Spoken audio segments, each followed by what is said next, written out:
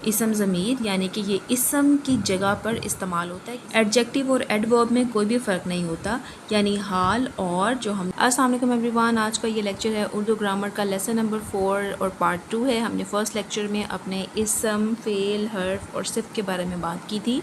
आज हम अज्ज़ाए कलाम यानी उर्दू में पार्ट्स ऑफ स्पीच के नेक्स्ट 4 के बारे में बात करेंगे, जो कि है ज़मीर, हाल, रब्त और सोत। तो चलिए शुरू करते हैं जल्दी से अपनी वीडियो, ताकि आपको ज़्यादा वेट ना करना पड़े।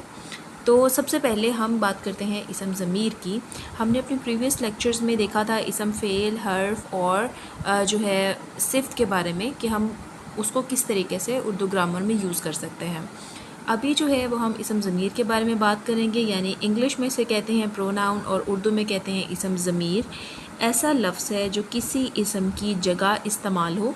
फॉर एग्ज़ाम्पल, अगर मैं एक बात करती हूँ कि मैं अली एक अच्छा लड़का है, अली रोज़ स्कूल जाता है, तो इन दोनों में 2 बार अली आ गया, ठीक है, 2 जुमलों में 2 बार अली आ गया।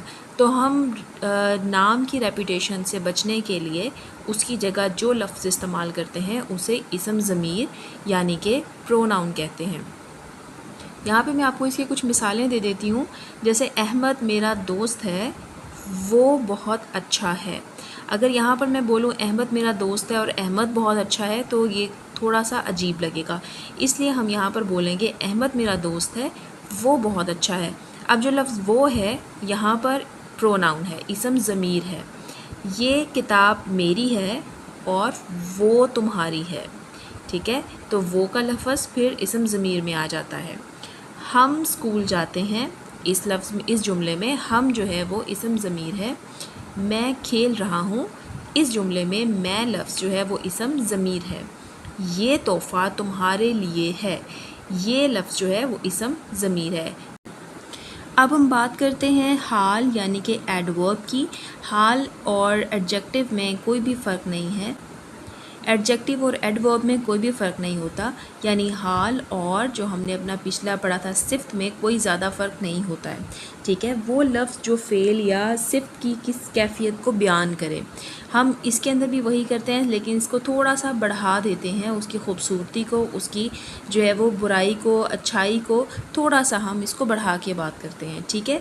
वो बहुत तेज़ी से भागा, तो इसमें लफ्ज़ जो तेज़ी है वो है हाल यानी कि एडवर्ब। जब बच्चा खामोशी से बैठा था, खामोशी क्या है, उसका एडवर्ब है, हाल है उसका, ठीक है। वो स्कूल जल्दी पहुंचा, जल्दी क्या है, उसकी अच्छाई है या बुराई है। परिंदे आसमान में प्यारे लगते हैं, प्यारे मतलब हम उसकी तारीफ़ बयान कर रहे हैं, तो उसे हाल बोलेंगे, एडवर्ब बोलेंगे। मैंने काम मेहनत से किया, तो मेहनत जो लफ्ज़ है वो हमेशा अच्छाई में ही आता है, तो इसलिए मेहनत जो है वो हाल होगा, एडवर्ब होगा। इन सिंपल वर्ड्स मैं आपको ये बता दूं कि कोई भी लफ्ज़ जो फ़ेल या सिफ़्त की कैफ़ियत को बयान करे, किसी भी चीज़ की या फिर किसी भी सिफ़्त की, यानी किसी की तारीफ़ को या बुराई को या अच्छाई को बयान करे, उसे कहते हैं हाल यानी एडवर्ब। अब हम बात करेंगे रब्त यानी कि कंजंक्शन की।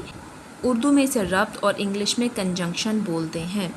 वो लफ्ज़ जो जुमलों या अल्फाज को आपस में मिला दे उसे कंजंक्शन कहते हैं, ठीक है। वो लफ्ज़, वो अल्फाज जो 2 जुमलों को आपस में मिला के एक जुमला बना दें उसे कहते हैं कंजंक्शन यानी कि रब्त, इसम रब्त। अली और अहमद दोस्त हैं, ठीक है, और अली के अंदर और अहमद के अंदर और आ गया, तो यानी कि दोनों मिला रहे हैं। मैं स्कूल जाऊँगा अगर बारिश ना हुई। वो आया लेकिन वापस चला गया, लेकिन जो है वो इन 2 जुमलों को या इन 2 अल्फाज को आपस में मिलाकर एक जुमला बना रहा है, तो उसे हम रब्त बोलेंगे। ये काम मुश्किल है मगर मुमकिन है। इस जुमले में मगर जो है वो रब्त है, इसम रब्त है, कंजंक्शन है। या तो पढ़ो या खेलो, तो लफ्ज़ जो या है वो रब्त है, कंजंक्शन है, यानी कि ये 2 जुमलों में या 2 अल्फाजों में आपस में कोई राब्ता कंफर्म कर रहा है, कोई राब्ता बना रहा है, तो ये है रब्त, इसम रब्त यानी कि कंजंक्शन। अगर आप इसको इंग्लिश में भी जानना चाहें तो भी आपके लिए बहुत ही ईजी रहेगा, बिकॉज़ इसकी मैं साथ साथ इंग्लिश में भी ट्रांसलेशन करती जा रही हूँ। आगे है इसम सूत या इंटरजेक्शन, इसम सूत। वो लफ्ज़ हैं जो खुशी, गमी, हैरत या जज्बे के इजहार के लिए बोले जाते हैं। अक्सर हम देखते हैं कि हम जब किसी मुश्किल में होते हैं तो हम कोई ऐसा लफ्ज़ मुँह से निकाल देते हैं जिसका वैसे तो कोई मतलब नहीं होता, लेकिन वो हमारे खुशी को, हमारी गमी को या हमारे एक हैरत अंगेज़ जो जज्बा होता है उसको ज़ाहिर करता है, उसका इजहार करता है। फ़ॉर एग्ज़ाम्पल, लफ्ज़ है आह। अब इसका कोई मतलब नहीं है, लेकिन इसका समझ ये आती है कि मेरा हाथ जल गया, ये किसी तकलीफ़ के बाइस आपने बोला। वाह यानी कि खूबसूरती के लिए किसी की, ये कोई एक जज्बा है जो कि आपको अच्छा लगा, क्या मंज़र है। हाय कितनी बड़ी गलती हो गई, हाय का मतलब है आप अफसोस कर रहे हैं। शाबाश तुमने कमाल कर दिया। शाबाश जो लफ्ज़ है वो है इंटरजेक्शन, यानी कि ये हम किसी को, या हम अपने जज्बे की या खुशी का इजहार कर रहे हैं। उफ़ कितना शोर है, उफ़ का मतलब भी कोई नहीं होता है, लेकिन ये किसी जुमले के साथ मिल के आपकी खुशी, गमी या फिर हैरत के जज्बे का इजहार करता है। इसलिए ये लफ्ज़ जो हैं ये इसम सौत में आते हैं, इंटरजेक्शन में आते हैं। चलिए अब अपनी पूरी वीडियो का एक बार दोबारा से रिकैप कर लेते हैं। सबसे पहले है इसम ज़मीर, जो आज हमने सीखा। इसम ज़मीर यानी कि ये इसम की जगह पर इस्तेमाल होता है, किसी भी नाम की जगह पर हम इसको इस्तेमाल कर सकते हैं।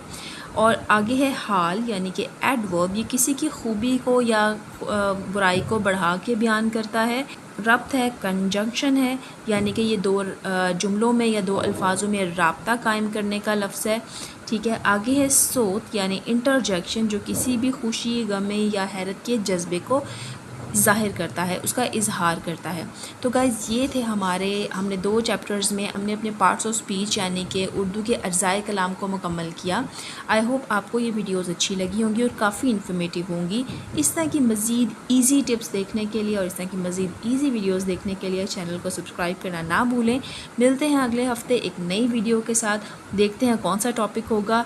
टेक केयर, अल्लाह हाफिज़।